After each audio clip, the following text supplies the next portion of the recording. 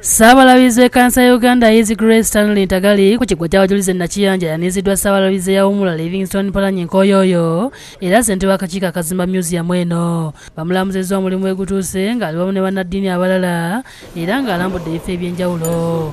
Oluvannyuma akulembeddemu essaala okuwa ekifo kino omukisa ssaako n'ebikolebwamu. God Almighty, Father, Son and Holy Spirit be with you, with the workers, contractors and the committee and all the people who are giving us support and the government of Uganda now and forever.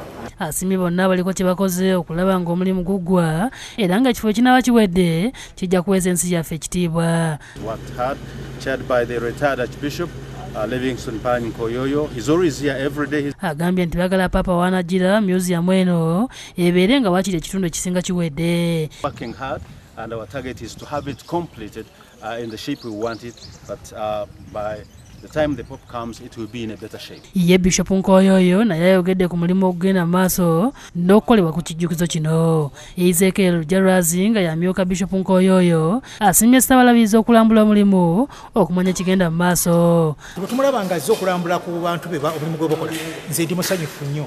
N'alaba nga ebintu bino at least nga bitandiddeko. Ayogedde ku nsimbi ezeetaagibwa okumaliriza omulimu gwonna. Wano ekibumba obubumbi kufuddeko mayinja n'ebirala byonna ebikoleddwako.